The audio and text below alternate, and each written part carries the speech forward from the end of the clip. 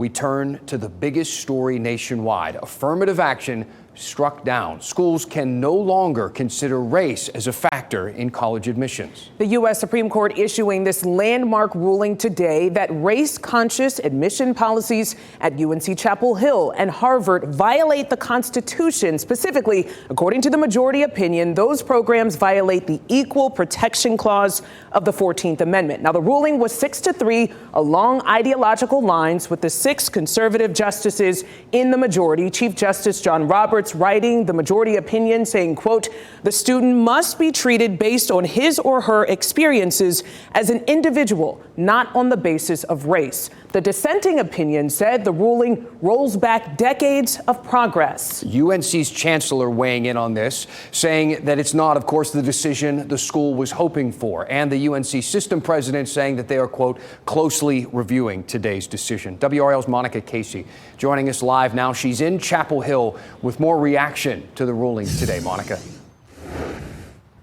Well, Dan, UNC Chapel Hill is one of the schools at the center of this lawsuit. The chancellor here says this is not the decision they had hoped for, and the system president says they will be reviewing it.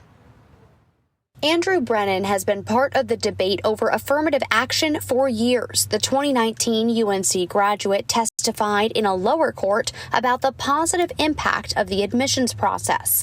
Today, he's disappointed with the ruling. I think the court has taken us in a step backwards when it comes to ensuring diversity on our college campuses. Brennan tells me he believes institutions of higher education should reflect the diversity we want to see in our democracy. You know, I grew up in the South my entire life, but the first and second Confederate rallies I ever saw were on campus at UNC. And so the idea that UNC doesn't need to be taking every step possible to consider how race influences campus is just, it's really disappointing to me.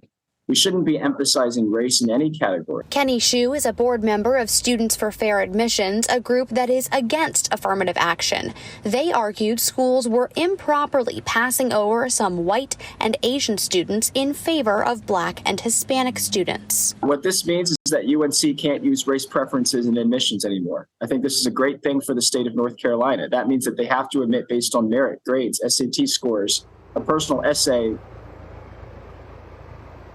The majority opinion in this case said Harvard and UNC's admissions programs employed race in a negative manner and involved stereotyping. The dissenting opinion in this case says the majority is intentionally ignorant of America's long history of racism.